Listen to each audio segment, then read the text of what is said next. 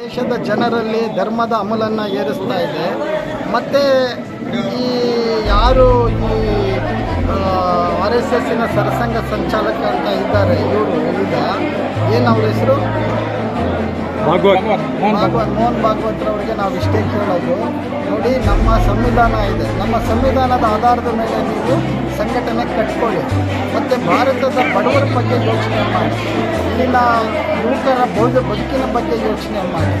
So ಕೇವಲ ಧರ್ಮವನ್ನು ಮುಂದೆ ಇಟ್ಕೊಂಡು ನೀವು ಅಧಿಕಾರ ಆಗುವ ಕೆಲಸ ಮಾಡಬಾರ್ದು. ಹಾಗಾಗಿ ಬಾಬಾ ಸಾಹೇಬ್ ಅಂಬೇಡ್ಕರ್ ಅವರು ಬರೆದಿರುವಂಥ ಈ ಸಂವಿಧಾನ ಭಾರತದ ಬದುಕಿನ ಪ್ರಶ್ನೆಯನ್ನು ಹೇಳ್ತಾ ಇದೆ.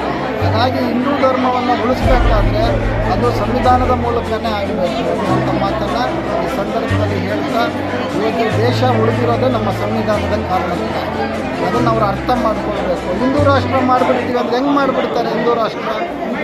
ಇಲ್ಲಿ ಎಲ್ಲರೂ ಬದುಕ್ತಾ ಇದ್ದಾರೆ ಇಲ್ಲಿ. ಸೊ ನಾವೆಲ್ಲರೂ ಒಂದೇ ಅಲ್ವಾ, ಅವ್ನು ಯಾವುದೇ ಧರ್ಮಕ್ಕೆ ಸೇರಿರಲಿ ಅನ್ನೋದು ನಮ್ಮ ಭಾವನೆ.